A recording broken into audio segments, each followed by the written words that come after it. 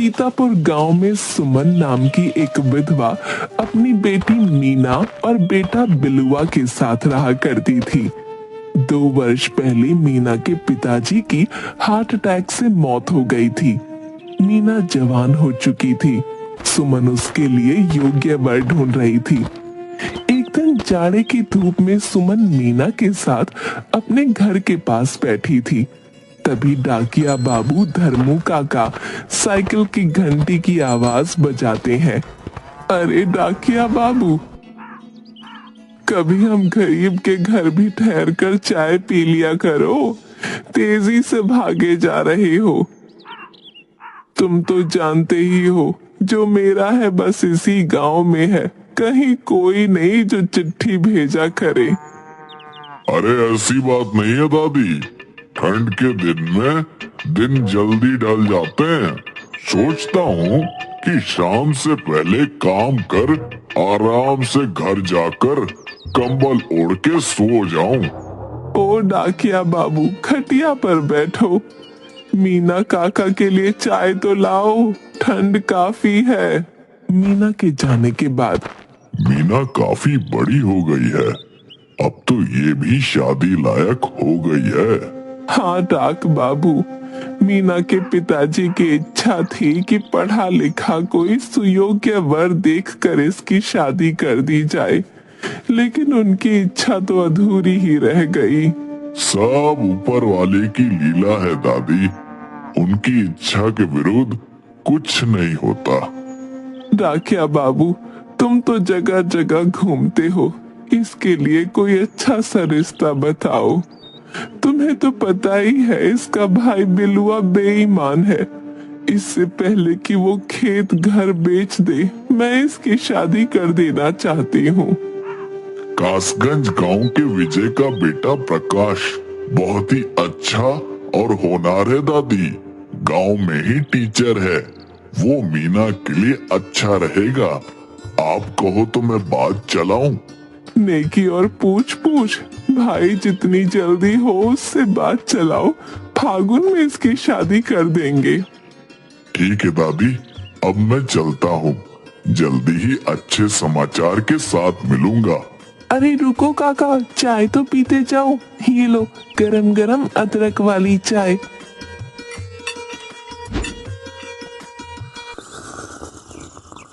अरे वाह, बिटिया के हाथ में तो जादू है।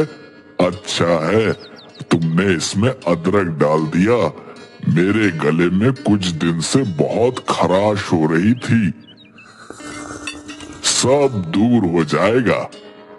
धर्मू काका कासगंज जाकर प्रकाश के पिताजी से बात करते हैं। सब कुछ बात पक्की हो जाती है। फागुन में शादी तय हो जाती है। अभी नवंबर माह में बहुत ठंड पड़ रही थी। इधर बिलुआ अपने दोस्तों के साथ अलाव ताप रहा था। उधर प्रकाश चोरी छिपे मीना को देखने के लिए उसके घर के पास पहुंचता है। क्या भाई साहब, इस गांव में नए लगते हो, किसी को खोज रहे हो क्या? मकान को बहुत देर से ताड़ रहे हो? नहीं भैया, बगल के गांव जा रहा हूँ तो ये मकान का डिजाइन देख रहा था। मुझे भी घर बनवाना है, ऐसे ही मैं भी बनवाऊंगा, इसलिए देख रहा था। अच्छा, तुम मकान देख रहे हो चुपके चुपके? यार तुम तो बड़े काम के आदमी हो। आओ आलव ताप लो। नहीं भैया, ज्यादा देर हो जाएगी पहुंचने में, मैं चलता हूँ। अरे आओ यार, कुछ देर ठहरा करो, गरम हो लो, फिर चले जाना। चलो अब 1000 रुपए निकालो तो। क्या रुपए किस लिए? वो मकान का डिजाइन देखने के लिए। मैंने ये मकान का डिजाइन 1000 रुपए दे के बनवाया था। वैसे तो लेता 2000 हूँ, लेकिन तुम बोले कि बगल के गांव से हो, इसलिए 1000 रुपए डिस्काउंट। अब लाओ 1000 रुपए दो। प्रकाश समझ गया कि वो मीना का भाई है। उसने तुरंत रुपए दे दिए। शाबाश, आदमी तो आप ठीक लगते हो। वैसे पेंट करवाएंगे तब मकान देखना। फागुन में मेरी बहन की शादी है, अगले महीने। मैं इसका पेंट करवाऊंगा। साला बहुत दिन बाद 1,000 रुपया मिला हाथ में। मैं आज सुबह वैसे भी 8,000 रुपए हार चुका था। भैया चलो अंदर, माँ खाना खाने के लिए इंतजार कर रही है।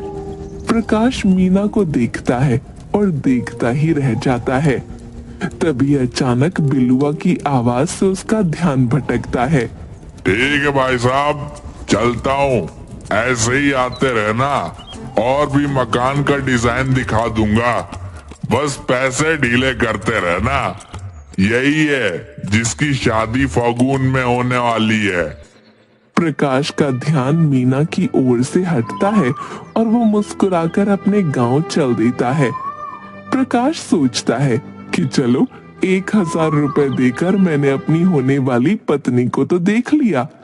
फागुन में प्रकाश बारात लेकर मीना के घर पहुंचता है। पता नहीं जीजू, लेकिन तुमको तो कहीं देखा है। देखा तो है पर पता नहीं कहाँ देखा है। अगर आप 1,000 रुपए देंगे तो मैं तुरंत बताता हूँ, वरना सोचते रहिए पेट में दर्द हो जाएगा। क्या सोच रहे हो साले साहब, ये ऑफर अभी तक ही है। मान गए जीजू, तुम भी बड़े कमीने हो। ये लो 1,000 और जल्दी बताओ। हम 2 महीने पहले यहीं पर ही मिले थे, जब तुमने मुझसे अपने घर के डिजाइन को देखने का 1,000 रुपया ले लिया था। ओहो, तो ये बात है। जीजू तुम मकान देखने नहीं, मीना को देखने आए थे। अगर ये बात पहले पता होती तो तुमसे 5,000 ले लेता। चलो, माँ ने तुम्हें गिफ्ट में 2 लाख रुपए दिए हैं ना, उसमें से साले का 10% कमीशन 20,000 रुपए जल्दी से देकर आगे का कर्म स्टार्ट करो। बलुआ, तुम्हें शर्म नहीं आती मेहमान से पैसा मांगते हुए? शर्म कैसी? जीजू अब हमारे फैमिली मेंबर बन गए। अब हमारी इज्जत इनकी इज्जत बन चुकी है। हमसे मेरे दोस्त दारू पार्टी मांग रहे हैं। मेरी इज्जत दांव पर लगी है। उसके लिए जीजू इतना भी नहीं कर सकते क्या? प्रकाश 20,000 रुपए देकर बिलुआ से किसी तरह पीछा छुड़ाता है। संयोग से कुछ दिन बाद प्रकाश का ट्रांसफर हो जाता है। रविवार के दिन डाकिया धर्मू काका प्रकाश के घर पहुंचते हैं। मीना बेटी, अरे ओ मीना बेटी। अरे आइए आइए डाकिया चाचा, कैसे हैं? बहुत दिन बाद इधर आए। रविवार छुट्टी के दिन भी काम कर रहे। इतनी भीषण गर्मी में क्यों बाहर निकलते हो चाचा? अरे बेटा, काम तो काम है, उसको करना ही पड़ेगा।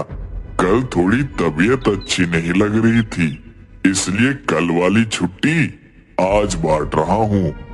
कर्तव्य निभाना तो कोई आपसे सीखे चाचा। पर एक शिकायत है चाचा आपसे। पहले आप आते थे तो दूर से ही प्रकाश प्रकाश चिल्लाते थे, और अब शादी के बाद मीना मीना पुकारते हैं। बेटा, घर असल में गृहिणी का ही होता है, और मीना बेटी को तो मैं बचपन से ही देख रहा हूँ। ओह, मुझे तो मालूम ही नहीं था कि मेरा घर अब मीना का घर बन चुका है। लो, मीना भी आ गई। प्रणाम धर्मू काका, कैसे हैं? मेरे घर का हालचाल बता दीजिए, बहुत दिन से वहाँ का समाचार नहीं मिला। घर का हाल तो बहुत बुरा है बेटी, अब मैं क्या कहूँ। बिलवा की आदत तो तुमसे छिपी तो नहीं है।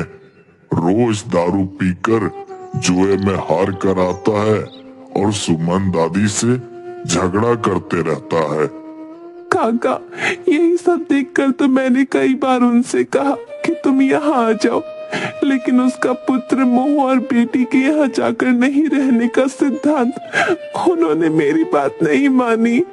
रो मत बेटी, अब तुम्हें मैं एक अच्छी खबर सुनाता हूँ। प्रकाश का ट्रांसफर तुम्हारे ही गांव के मध्य विद्यालय में हो गया है। अब तुम वहाँ रहकर कम से कम माँ को देख रेख कर सकती हो। सच काका? भगवान तेरा लाख लाख शुक्रिया। चलिए, ये भी अच्छा ही हुआ। मेरे घर में यहाँ पर भैया और भाभी तो है ही, माँ पापा की सेवा करने के लिए। इसकी माँ की ही चिंता मुझे हमेशा लगी रहती थी। एक सप्ताह बाद प्रकाश सीतापुर गांव के मध्य विद्यालय का प्रभारी पद संभाल लेता है और वहीं पर एक क्वार्टर लेकर रहने लगता है। मीना बराबर अपने मायके आती जाती रहती है। एक दिन छुट्टी के दिन प्रकाश और मीना सुमन के घर पर खाने को आए हुए थे। तभी बाहर से सरपंच की आवाज आती है। सुमन भाभी, अरे ओ सुमन भाभी, जरा बाहर तो आना।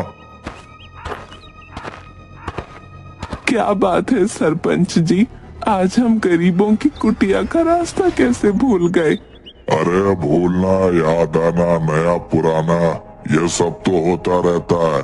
अब देखो, कल तक तुम्हारे दोनों बच्चे छोटे थे, लेकिन आज दोनों बड़े हो गए हैं। हाँ भैया, वो तो है, मीना भी आई हुई है। हाँ, मालूम हुआ कि मेहमान का ट्रांसफर हमारे ही गांव के मध्य विद्यालय में हुआ है। चलो, अब आपके लिए तो अच्छा ही हुआ, नहीं तो ये घर छोड़कर कहाँ जाती। कम से कम गांव में आपको मीना का क्वार्टर में एक ठिकाना तो मिला। ठिकाना मतलब? मैं कुछ समझी नहीं। देखो दादी, बिलवा इस मकान पर जुआ खेलने के लिए कर्ज पे कर्ज लेता गया। अब इस मकान की कीमत से ज्यादा कर्ज वो उठा चुका है। मैं ज्यादा दिन तक बर्दाश्त नहीं कर सकता। अब तुम्हें मकान खाली करना पड़ेगा। ऐसे कैसे खाली करना पड़ेगा सरपंच जी? आप तो जानते ही हैं कि बोलने से नहीं, कागज से सब चीजें होती हैं। पहली बात तो ये है कि यह मकान माँ के नाम पर है, यानी सुमन देवी के नाम पर है। जब तक ये सिग्नेचर नहीं कर देती, आप कैसे इस पर दावा कर सकते हैं? दूसरी बात तो ये है कि बिलवा ने जितने भी पैसे लिए हैं, उसके अपने कागज पर या स्टैम्प पेपर पर लिखवाए हैं। अगर वो है तो आप कोर्ट में पेश कीजिए।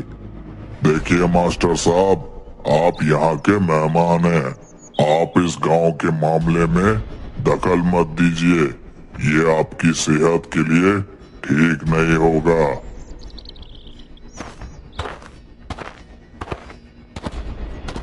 प्रकाश स्कूल से लौट रहा था, तभी चतुर सिंह के गुंडों ने उसे धमकाया।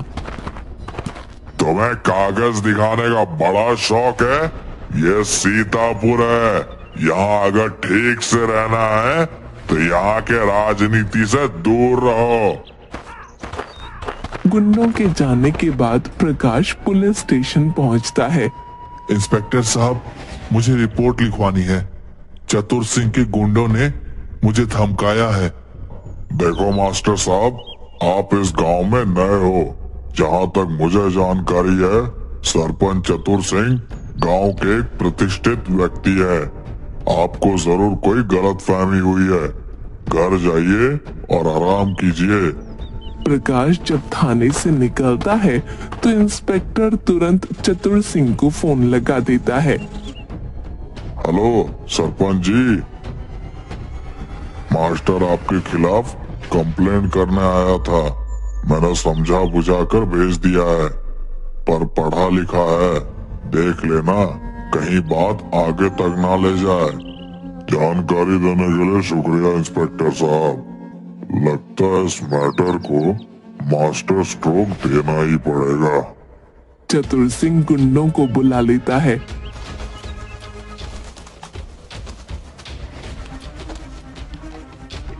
गुंडे रास्ते में प्रकाश को घेर लेते हैं। ये ले,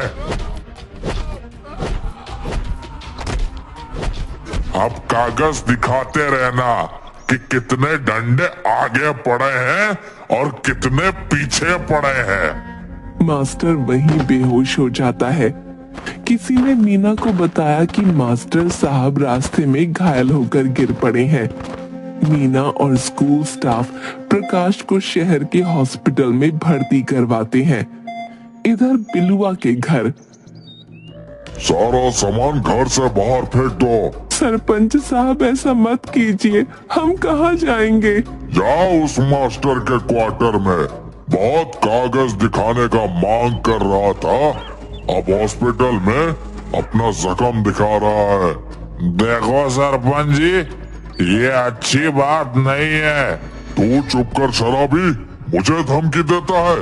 एक पैसे अभी तक लौटाया नहीं, मारो साले को। गुंडे बिलुआ को 4 लाठी मारकर वहीं घायल कर देते हैं। सुमन जैसे तैसे अपने बेटे को लेकर और सामान को एक ठेले पर लाद प्रकाश के क्वार्टर में शिफ्ट कर जाती है।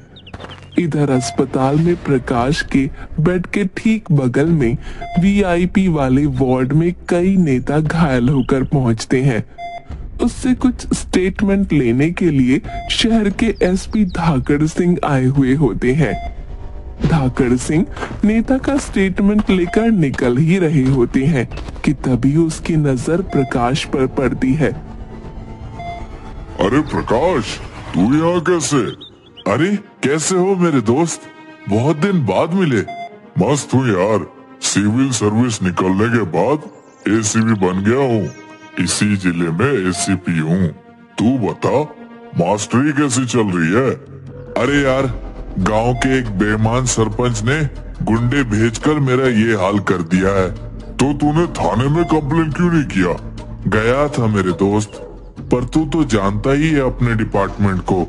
इंस्पेक्टर टोंडे ने एफआईआर करने से मना कर दिया। एक मिनट, एसीपी साहब, मैं एसीपी बोल रहा हूँ। थोड़ा सीतापुर थाने के इंस्पेक्टर को लाइन पर लाना। बोलो एसीपी साहब बात करेंगे। दूसरी तरफ फोन पर, सर जय हिंद सर। इंस्पेक्टर साहब, आपके इलाके में मेरा एक दोस्त मास्टर प्रकाश है। सुना है उसका एफआईआर करने से आपने मना कर दिया था। नहीं सर, वो गलत फहमी हो गई थी सर, सॉरी सर। कल 10 बजे तक उस सरपंच की सारी क्राइम कुंडली मेरे टेबल पर चाहिए। अगर नहीं हुई तो लाइन हाजिरी के लिए तैयार रहना। जी सर। क्या जी सर? लाइन हाजिरी होने के लिए? नहीं सर। जी जी सर। बहुत बहुत शुक्रिया मेरे दोस्त। अरे इन गुंडों को तो तेरा भाई अच्छे से खबर लेगा, तू फिक्र ना कर। दूसरे दिन चतुर सिंह के खिलाफ एफआईआर दायर कर इंस्पेक्टर टोंडे उसे गिरफ्तार कर कोर्ट में पेश करता है। सुमन के घर को कब्जा मुक्त कर सुमन को वहां शिफ्ट करवाता है। उधर कोर्ट सरपंच को 6 महीने जेल की सजा सुनाता है। प्रकाश ठीक होकर घर आ जाता है। जीजू, मुझे माफ कर दो प्लीज। आज के बाद दारू जुए को हाथ तक नहीं लगाऊंगा। बेटा, जो काम हमने 25 वर्षों में नहीं किया वो तुमने 6 महीनों में कर दिखाया। भगवान ऐसा दामाद और बेटा सभी को दे।